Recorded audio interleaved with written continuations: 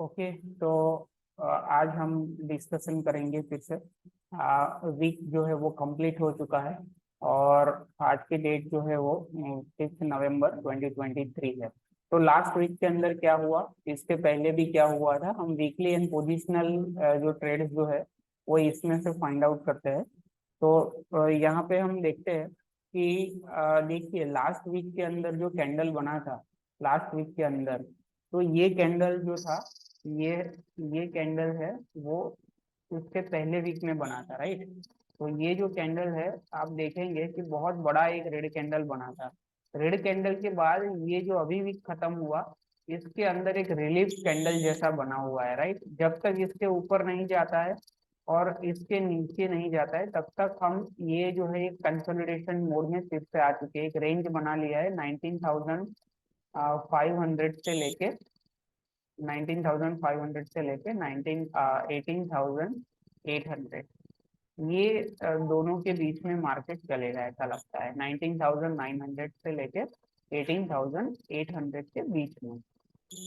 अगर आप मुझे पूछोगे कि भाई मार्केट कैसा लगता है, तो जो लोग वैल्यू बाइंग करना चाहते हैं, वैल्यू बाइंग तो बोलते हैं कि नीचे लेना है और ऊपर बेचना है, और जब जब भी करेक्शन आए तब मार्केट में जैसे म्यूचुअल फंड में वगैरह में पैसा डालते हैं, तो इनके लिए एक बहुत अच्छी अपॉर्चुनिटी थी। और अभी भी अगर मार्केट थोड़ा ऐसे नीचे फिर से आता है तो आप फिर से भी बाइंग कर सकते हैं। ऐसा क्यों मैं बोल रहा हूँ, मैं आपको एक डेटा बताऊं। देखो यहाँ पे ये जो है वो वीकली है, लेकिन मैं आपको डेली में लेके जाऊंगा। वीकली के अंदर आप देखिए कि जब आरएसआई ओवरसोल्ड और ओवरबॉट कब होता है, कि जब 70 के ऊपर निकलता है तो हम ओवरबॉट बोलते हैं, मीन्स मार्केट थोड़ा महंगा हो चुका है।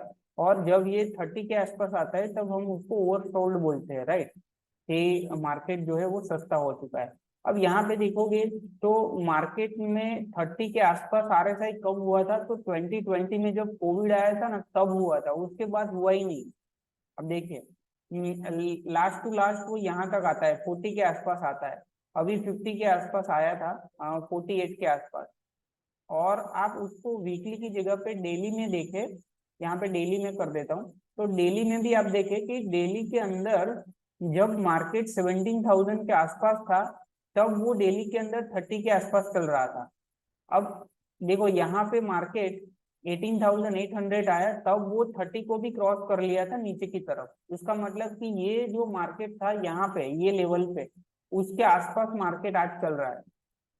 समझो, लास्ट टाइम मैंने लास्ट वीक में भी बताया था कि मार्केट में एक वैल्यू बाइंग अपॉर्चुनिटी अवेलेबल है, क्योंकि जब जब वो 30 के आसपास आता है तब आपको उसको बाई करना है, तो आपको एक अच्छी वैल्यू मिलती है। देखो यहाँ पे भी ये जो करेक्शन आए थे, यहाँ पे ये नीचे आया फिर से नीचे आया, यहाँ से एक बाउंस एक्सपेक्टेड होता है, राइट। यहाँ पे भी वो 30 के आसपास आया था, फिर से एक बहुत बड़ा बाउंस आया।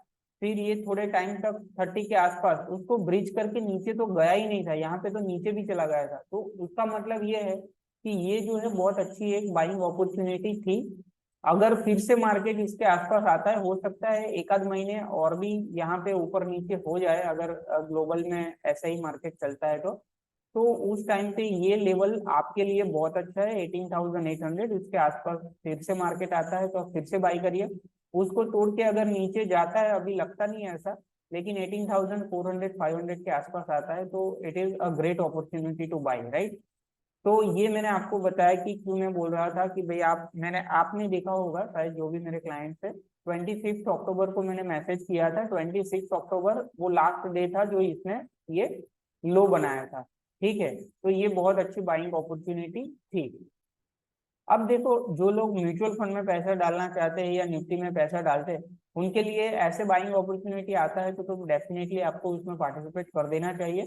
और ये जो वीकली और पोजिशनल एनालिसिस जो मैं बना रहा हूँ उसमें आपको पैसा कब डालना चाहिए वो भी आपको समझ में आता है।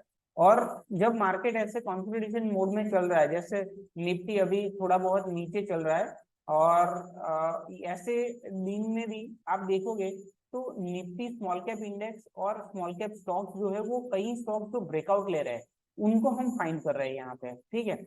तो माहौल इतना खराब नहीं, यहाँ पे आप ब्रेकआउट स्टॉक्स को प्ले कर सकते हैं। अभी फिर से माहौल थोड़ा अच्छा हो चुका है। असली माहौल जो है मीन्स जो पॉजिटिवनेस जो है वो 19,600 के ऊपर जब निफ्टी ब्रेक बंद होगा तब होगा।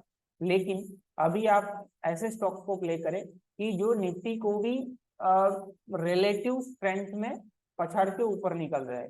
तो ऐसे स्टॉक्स में आपको दिखाता हूँ। पहला स्टॉक जो है वो है गोदरेज प्रॉपर्टी। गोदरेज प्रॉपर्टी के अंदर आप देखोगे तो यहाँ पे एक बहुत बड़ी कैंडल बनी थी, आप देख सकते हैं। ये जो कैंडल थी, ये कुछ ऐसी न्यूज आई थी कि कहीं जो मकान जो इन लोगों ने बेचे थे उसमें कुछ प्रॉब्लम आया था, तो वो फिर से रिवैल्यूएट करने जाएंगे। और ये बहुत बड़ा कैंडल बना था, उसको अभी ब्रिज करके ऊपर निकल चुका है। अब आपका एसएल जो है वो यहाँ पे रहेगा 16,060 के आसपास, और आप उसको प्ले कर सकते हैं फॉर द टारगेट ऑफ ये 2500 के आसपास। यहाँ पे 1660 का स्टॉप लॉस आपका रहेगा और आप उसको प्ले कर सकते हैं। बहुत अच्छी अपॉर्चुनिटी मुझे लगती है इसके अंदर गोदरेज प्रॉपर्टी। और रियल एस्टेट सेक्टर आप देखा भी होगा कि सारे रियल एस्टेट जो स्टॉक्स है, मैंने पहले आपको डीएलएफ भी दिया था। डीएलएफ के अंदर मैं आपको बताऊंगा अभी। एक्चुअली अगर यहाँ पे मेरे पास है डीएलएफ, डीएलएफ हमने 2-3 वीक पहले दिया था। डीएलएफ हमारे टॉपिक थी। तो डीएलएफ के अंदर बहुत बड़ा अभी रनअप चल रहा है ऑलरेडी, और उसके साथ साथ बाकी जो स्टॉक जो है वो भी चल रहे हैं। तो ये ग्रुप भी अच्छा है और इसमें आप अच्छे से पार्टिसिपेट कर सकते हैं। ये जो है मैं आपको डायरेक्टली कोई रिकमेंडेशन नहीं ले रहा हूँ कि आप कल जाके उसको बाय कर लीजिए, आप अपना स्टडी करिए। I am not a SEBI register stock analyst, तो आप उसका ध्यान रखिए। तो ये था पहला स्टॉक। इसमें आपका ये स्टॉप लॉस रहेगा 16, मैंने आपको बताया। और किसी को 1583 का रखना है तो भी रख सकते हैं, और अगर आप 1500 के आसपास भी रख सकते हैं अगर लंबी अवधि के लिए। मुझे लगता है बहुत अच्छा स्ट्रक्चर है और इसमें आपको देखना चाहिए। तो ये हमारा पहला स्टॉक था। सेकेंड स्टॉक है ग्रीनलाम इंडस्ट्री। ग्रीनलाम इंडस्ट्री के अंदर बहुत बड़ा ब्रेकआउट आया है और एक ही वीक के अंदर 450 का जो भाव है वो 550 हो चुका है। 100 रुपये की अपसाइड आई है, लेकिन अभी आपको उसको देखना है। आप उसको परचेस कर सकते हैं, इसके आसपास आता है 520 के आसपास, उसको आप देख सकते हैं। और आपका स्टॉप लॉस जो है 450 के आसपास रहेगा। ठीक है, 450 के स्टॉप लॉस के साथ आप उसको यहाँ पे देख सकते हैं। 450 का आपका जो है वो स्टॉप लॉस, और अगर ऐसे थोड़ा आपको मिलता है डीप तो आप उसको यहाँ पे देख सकते हैं। ठीक है, और ये ऑल टाइम हाई का ब्रेकआउट है, तो ऊपर कोई रेजिस्टेंस है नहीं तो बता नहीं सकते। लेकिन जो भी ऐसे डीप आती है, और ये जो मीन्स डीप आई थी, अगर किसी ने यहाँ पे बाई किया है, ये डीप आई थी, तो आपका स्टॉप लॉस जो है ऊपर ट्रेल हो जाना चाहिए। मैंने एक वीडियो बना के पहला ही वीडियो में दिया है कि आपको कैसे स्टॉप लॉस को ट्रेल करना है। स्टॉप लॉस कम रखना है, टारगेट उससे ज्यादा रहेगा। और इसके अंदर तो ऊपर का टारगेट अभी देख नहीं सकते, लेकिन जो भी आपको निकालना है तो मेरे हिसाब से 200-300 रुपये और भी ऊपर जा सकता है। आप टारगेट कैसे देखना है वो भी मैंने उसमें बताया है, तो आप देख सकते हैं। ठीक है, तो दूसरा पिक है जो है वो ग्रीनलाम इंडस्ट्री है। थर्ड जो है वो है तिलकनगर इंडस्ट्री। इसमें बहुत अच्छा ब्रेकआउट आया है। आपका स्टॉप लॉस जो है वो यहाँ पे बनेगा 204 का, और आप उसको प्ले कर सकते हैं। अगर थोड़ा नीचे आता है तो बहुत अच्छा है। ऐसे करके आप उसको बाई कर सकते हैं। और यहाँ पे आपका स्टॉप लॉस जो है ये वीकली क्लोजेस 204 के आसपास या वॉट एवर जो भी प्राइस है उसके नीचे आए तब आपको इसमें से एग्जिट करना है 205 का। और आप वैल्यू बाइंग करना चाहते हैं, थोड़ा नीचे आए 230 के आसपास, तब आप ले सकते हैं। 10-15% का एसएल रहेगा, और ये स्ट्रक्चरली बुल रन में है।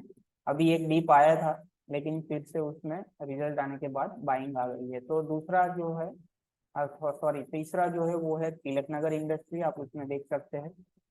उसके बाद एक और जो स्टॉक है उसमें ब्रेकआउट आने की तैयारी है, उसको मैं आपको रिप्रेजेंट करता हूँ। वो है सीडीएसएल। तो सीडीएसएल के अंदर आप देख सकते हैं बहुत अच्छे वॉल्यूम के साथ सीडीएसएल ऊपर जा रहा है। यहाँ पे एक रेजिस्टेंस है 1634 के आसपास, उसके ऊपर बन रहा है। तो आप लाइफ टाइम हाई में जा सकता है ये स्टॉक। लेकिन आप अभी भी मेरे हिसाब से थोड़ा ऊपर नीचे हो, कंसोलिडेशन करे तो बाई कर सकते हैं। आपका एसएल जो है 1260 के आसपास रहेगा। 1260 का ये जो एसएल है, मैंने लाइन ड्रॉ भी की है, ये आपका एसएल है। और 1560 के आसपास आप उसमें बाई कर सकते हैं। इसके आसपास आए तो बहुत अच्छा है, मैं उसमें देख रहा हूँ 1460 के आसपास जो है, 100 रुपये नीचे अगर आपको मिलता है कोई भी नीड के कारण, तो आप उसमें पार्टिसिपेट कर सकते हैं, ये ऊपर जाने के लिए रेडी है।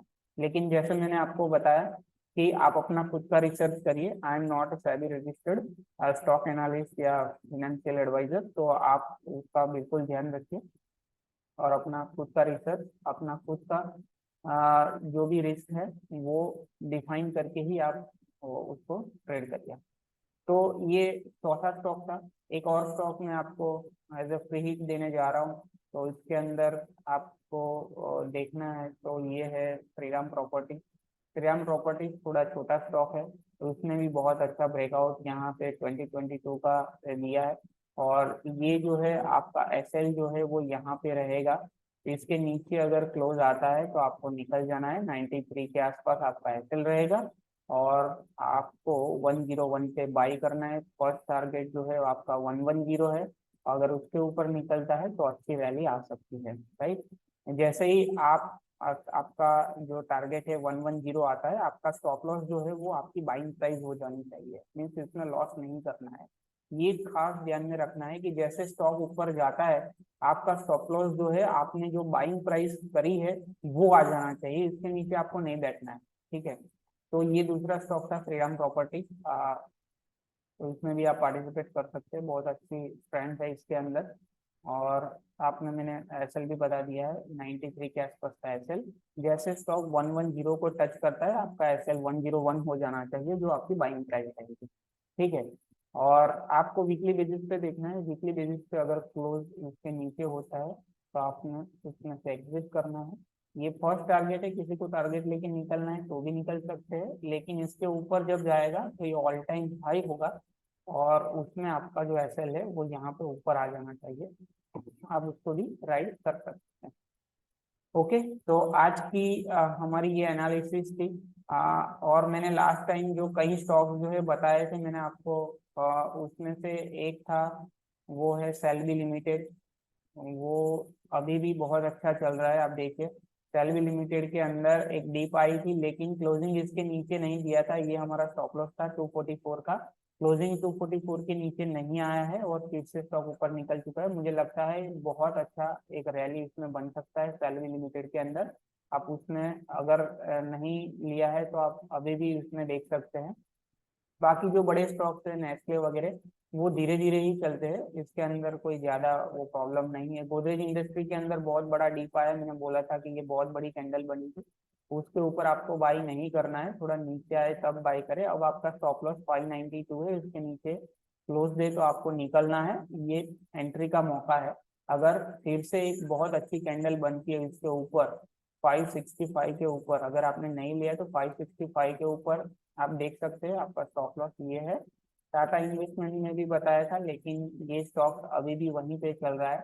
आप उसको भी JKIL भी देखा था हमने, JKIL भी वहीं पे चल रहा है, किसी ने अभी स्टॉप लॉस नहीं लगाया, क्योंकि जैसे मार्केट नीचे आए तो एक डीप तो आई, लेकिन उसके बाद एक वीक में वापिस ये स्टॉक ऊपर आ चुके हैं। ये भी मैंने आपको बताया था, इसके अंदर आपका स्टॉप लॉस जो है वो यहाँ पे रखना है आपको, अगर 920 930 के आसपास।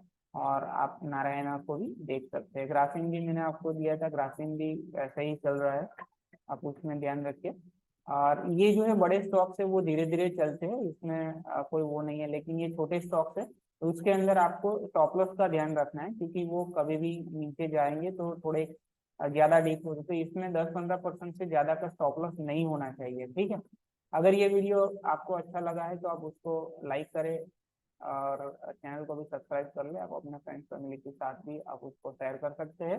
और वीकली बेसिस पे मैं एनालिसिस करता हूँ मार्केट का, वो आप हर वीक में देख सकते हैं और आप उसके हिसाब से अपना जो स्टॉक्स का ट्रेडिंग जो है वो कर सकते हैं। वीकली एंड पोजिशनल जो ट्रेडिंग रहता है वो 3 मंथ से लेके 1 साल के लिए होता है, ये सारे स्टॉक्स में जो आपको बता रहा हूँ। लेकिन जब स्टॉप लॉस आता है तो आपको निकल जाना है। स्टॉप लॉस आएंगे 50% स्टॉक जो है वो स्टॉप लॉस लेंगे, लेकिन जो स्टॉप लॉस है वो आपका 10 से 15% होता है और टारगेट जो है वो 3 times 4 times 5 times of the आपका स्टॉप लॉस मीन्स आपने 10% का स्टॉप लॉस रखा है तो उसमें 40-50% के लिए अपसाइड आराम से बनती है, ठीक है।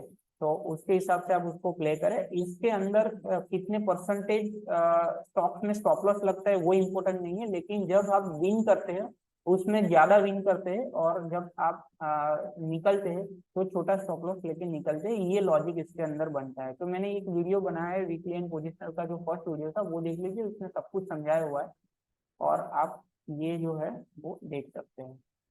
Thank you. तो मिलते हैं नेक्स्ट वीक, आप उसके ऊपर ध्यान रखें। ओके।